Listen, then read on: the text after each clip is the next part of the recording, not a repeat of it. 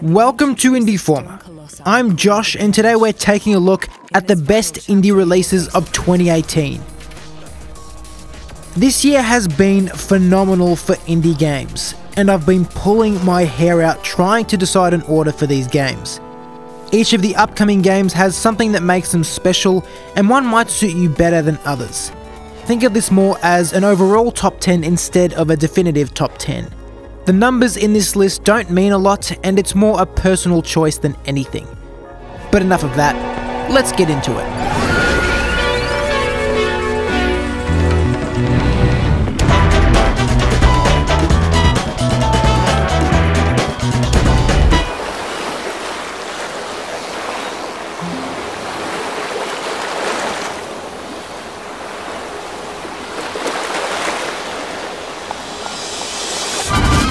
It's always a little worrying when any game studio releases a sequel to such an acclaimed title.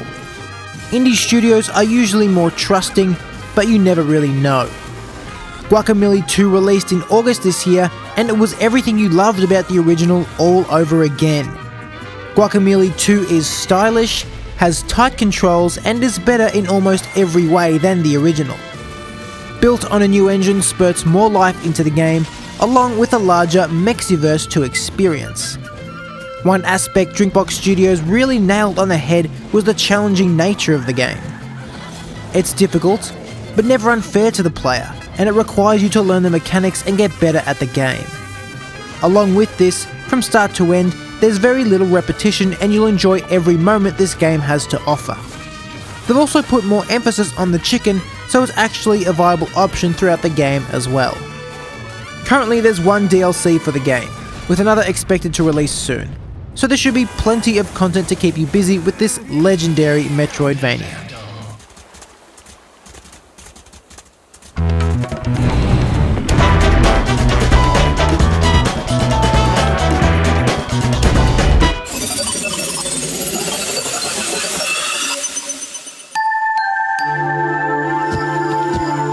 An almost MMORPG-like experience, but for single player.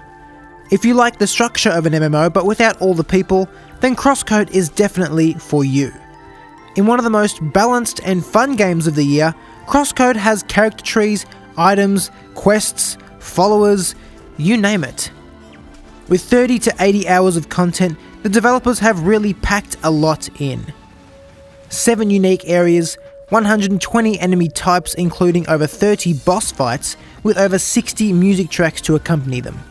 One point to touch on is that CrossCode has a lot of puzzles in it. It's not what makes up the game, but if you don't like puzzles, then you probably won't like CrossCode. Do you get what I'm saying? That being said though, the puzzles are masterfully designed and push the creative ceiling. For the amount of content that's included in CrossCode, you could expect some letdowns, but it's hard to pick on something. The story is great throughout, the characters are memorable and lovable, the combat never disappoints, the music isn't amazing, but it's good. This game will appeal to a lot of people, so if you're on the fence, don't get this game if you don't like puzzles and you don't want to have to think about attacking an enemy's weak spot. Button mashing won't get you far in CrossCode.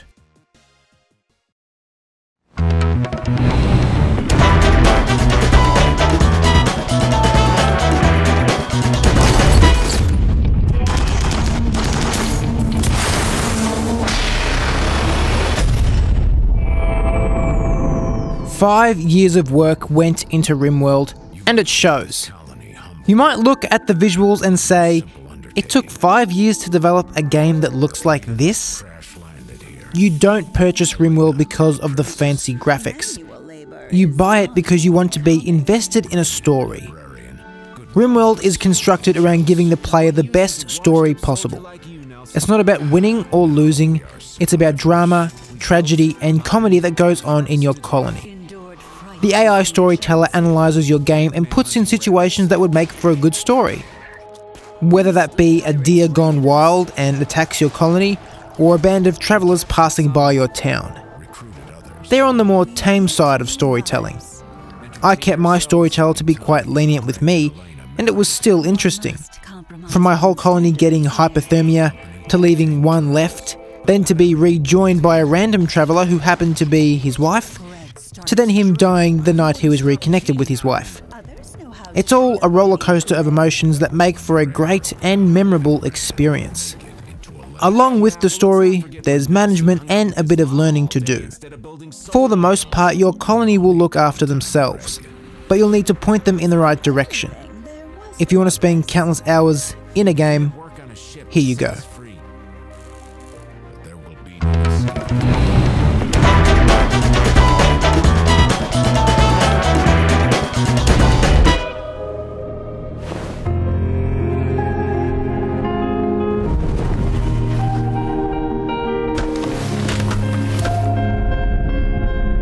Releasing in December of 2018, Gris came out hard and strong, solidifying itself as a game to remember. For many, this game hit a soft point, pulling on emotions and giving an experience they would not forget. The beautiful animations and sound design paired with the simplistic gameplay made you focus more on the story than anything else. The gameplay is good, don't get me wrong. It's challenging enough to keep you interested. But with the way I experienced it, the story is what I was interested in. There's no text, no speaking, nothing obvious to let you know what's going on. Gris is all visuals, and it leaves all the room to be interpreted to how the player sees it. I could go on forever about the beauty of this game, but this isn't a podcast. You can see exactly what I'm talking about in front of you. Think of Gris like a painting. You can skim past as you walk by, or stop and appreciate all the finer details the artist has put in. Layer that with animations, music and gameplay, all of the same quality, and you have something special. Something like Gris.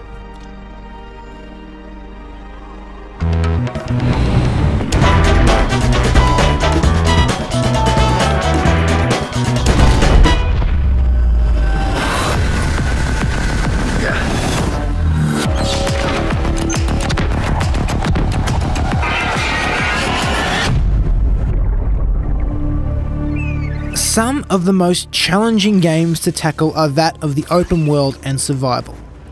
So many have tried and failed, but many succeed too. Subnautica is currently one of the best games you can explore on the market. Being stranded in a foreign ocean with alien creatures, Subnautica will keep you busy for weeks.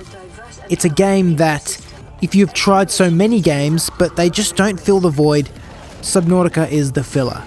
It's something you get into and can see the love poured in by the developers.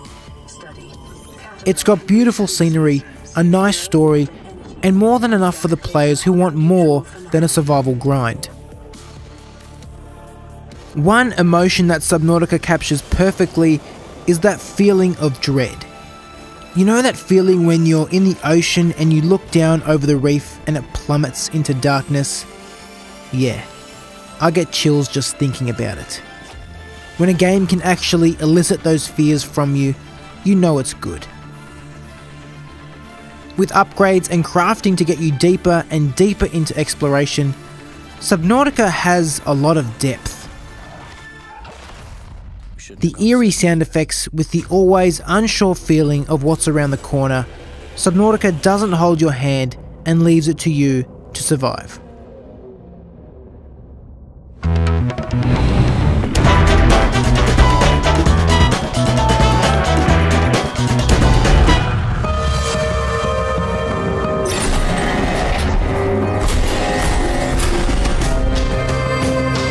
From the makers of FTL, Into the Breach has been coined by many as one of the best strategy games ever made.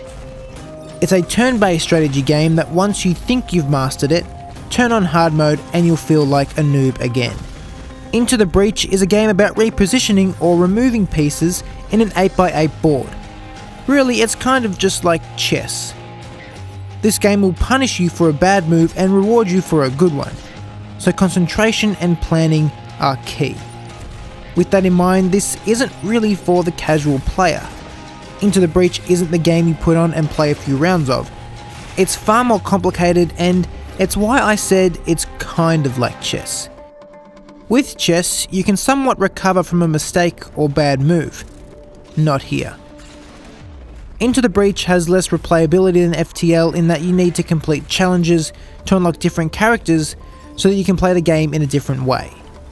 There could be up to 30 hours of playtime for you, or 1 hour, depending on how much you experiment. The games are short, being under 5 minutes each, but some are harder to figure out than others and will require another go. I don't want to lessen the quality of this game compared to the others on this list. I just want you as the viewer to know that if you're considering it, just be cautious.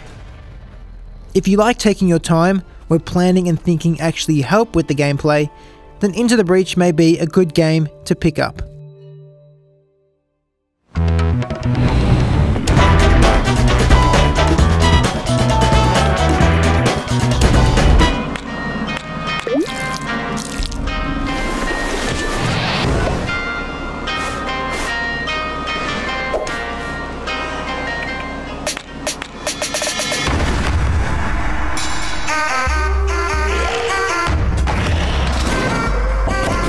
Arguably the biggest indie game to release this year, Dead Cells has taken the year by storm. A Roguevania, a mixture of roguelites and Metroidvanias, your aim is to get as far as you can before you die and unlock as many items as possible, then do it again. Dead Cells doesn't really add a lot to the genre, other than that it's really well made.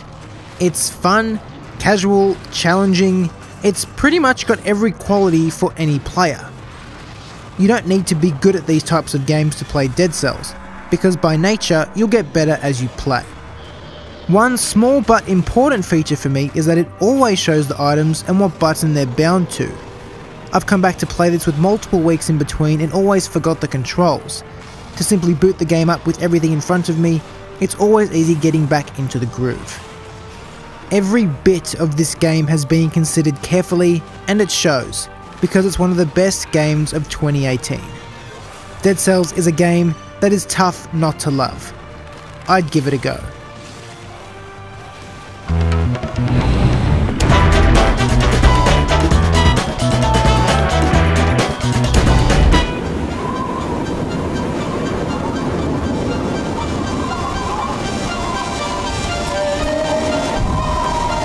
What every platformer aims to be.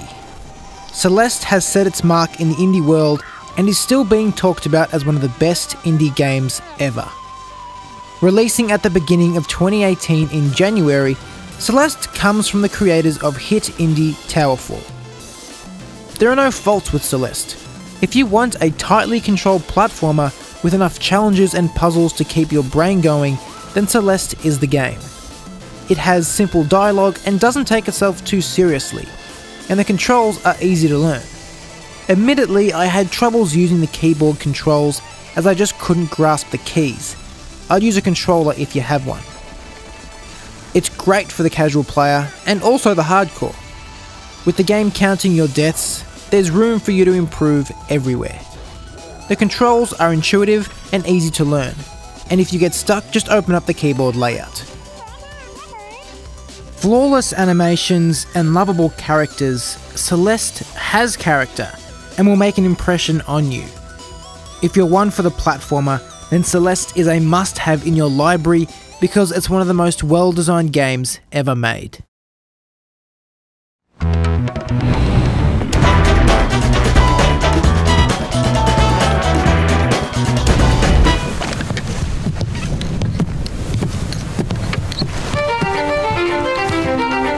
Creator of Papers, Please, Lucas Pope released Return of the Obra Dinn in 2018. In probably the most visually striking game of the year, you play as a detective figuring out what happened to the crew members of the ship, Obra Dinn. This game is not easy by any means, and it'll take you over 10 hours to figure out what happened. Exploring this 1-bit game may sometimes make you feel like you're just not getting it, but then moments later, like a genius. Return of the Obra Dinn is a reminder at how versatile games can be as an entertainment medium. From minimal graphics to grand music, you can make everything work together as long as there's a story tying it up. The music in Lucas's games is always memorable. Everyone knows the Papers, Please theme, and Obra Dinn is right up there with it. The bells, strings, and drums all come together and put you in the mood for some detective work. It's unfortunate it's not a downloadable soundtrack, but you can find it on YouTube. Detective games can be a struggle sometimes, with developers purposefully making it difficult so you spend longer playing, but Lucas makes everything quite fair. As long as you're paying attention, then you'll be able to figure out what happened to Obra Dinn's 60 crew members. The only real downside to this game is that it can only be experienced once. Once everyone's fates have been figured out, then that's it. Game over. In some ways though, it's better to have a game that definitively ends, and you remember the one experience you had.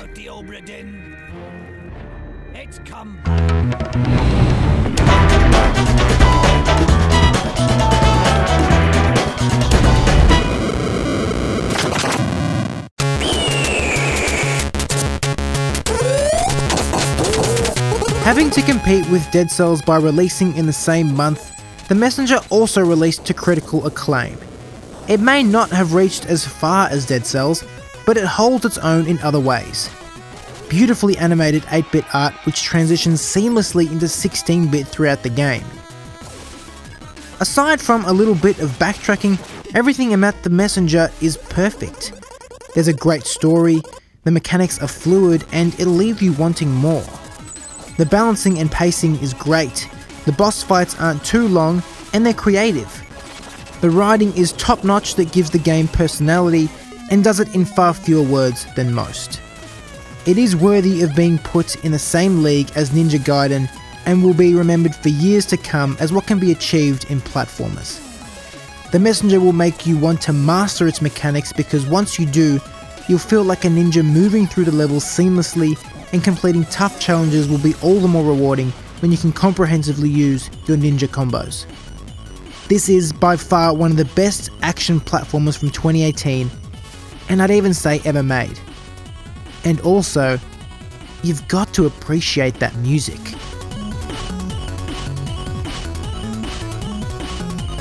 If those games don't capture what indie games are, then I don't know what does. 2018 was a year to remember for the indies, and I'm only more excited to see what 2019 brings. Thanks so much for watching my videos this year and supporting Indieformer. I'll be back next year with the same indie content you love, so happy holidays, and I'll see you in January.